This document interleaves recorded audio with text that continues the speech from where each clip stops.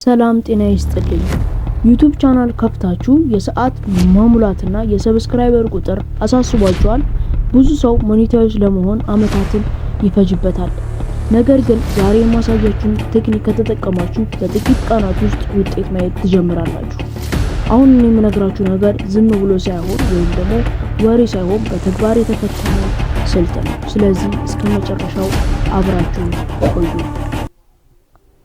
ስለዚህ በትንሽ ጊዜ ውስጥ በዩቲዩብ ውጤታማ እንድትሆኑ ከሚያደርጓችሁ ነገሮች መካከል አንደኛው የርዕስ ምርጫ ወይም ደግሞ የኒቼ ምርጫ ማለት ነው።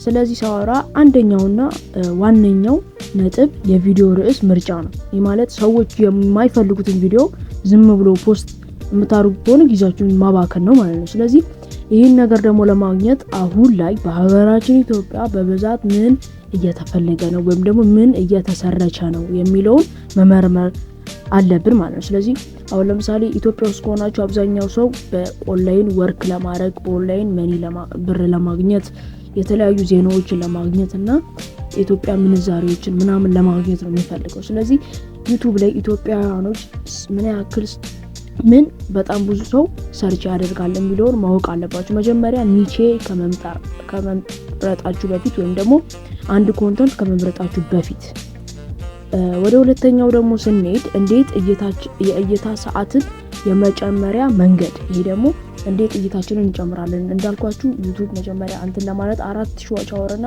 1000 ሰብስክራይበር ያስፈልጋል። ስለዚህ ይህንን ደግሞ ለማግኘት የምንጠቀመው የሆነ ኮድ አለ። ስለዚህ ስለ ሳወራ ይህን ደግሞ ለማሳካት ፓተርን ኢንተርፕት የሚባል ዘዴ አለ እና ይህን ዘዴ ምንድነው?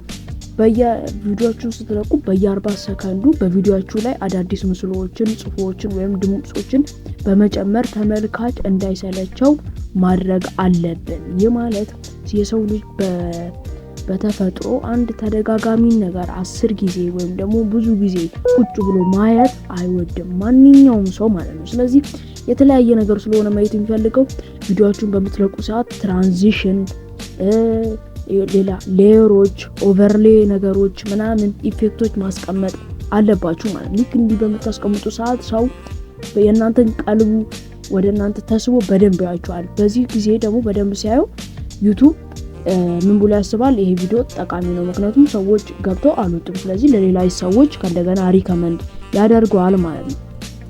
ወደ ሌላው ደግሞ ሲሄድ ቪዲዮአችሁን በምትለቁበት ሰዓት ላይ ፓርት ሲሪየስ ወይም ደግሞ ተከታታይ ቪዲዮዎች መልቀቅ አለባችሁ። ይህ ደግሞ ምን ማለት ነው? አሁን ለምሳሌ እኔ አሁን ስለ ቪዲዮ ኤዲቲንግ የሆነ ቪዲዮ ፖስት አደረኩ እንበልና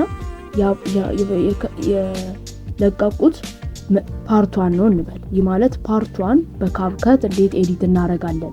ከዛ በኋላ ቀጣይ ፓርት 1 ብቻ ደግሞ ሰው አጥንቶ አንብቦ ማይልም ወይም ደግሞ አይቶ ዝም አይልም። ምክንያቱም ግዴታ ፓርት 2ን የሚፈልገዋል ይሄ በጣም ምርጥ ኤዲተር ለመሆን ከፈለገ ማለት። ስለዚህ የምትለቋቸውን ቪዲዮዎች ፓርት ሲሪየስ ወይም ደግሞ በፓርት ክፈሏቸው። ከዛ በኋላ በፕሌሊስት አስቀምጧቸው ማለት ነው። ማለት ክፍል 1 ወይም ደግሞ ፓርት 1ን ካየ በኋላ ወደ ፓርት 2 እንዲገባ ፕሌሊስት ላይ ካለ ሁሉንም ኮርሶችን ያያቸዋል ማለት ነው።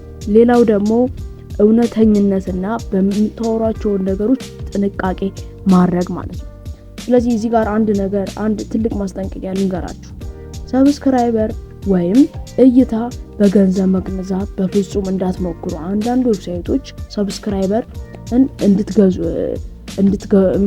እንድትገዙ የሚያደርጋችሁ ዌብሳይት አሉ።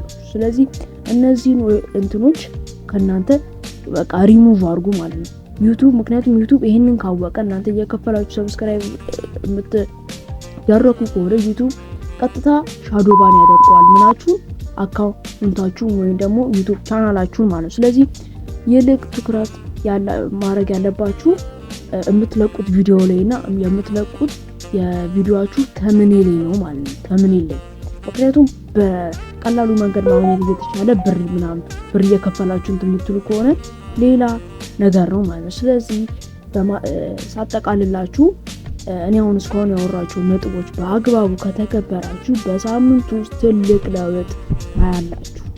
ስለዚህ ጥያቄ ካላችሁ ምናምን ኮሜንት ላይ ጻፉልኝ። ለቻናሉ አዲስ ከሆናችሁ ሰብስክራይብ በማድረግ ቤተሰብ ሁኑ። በቀጣይ ቪዲዮ እስክንገናኝ ድረስ ቸር ሰንብቱ።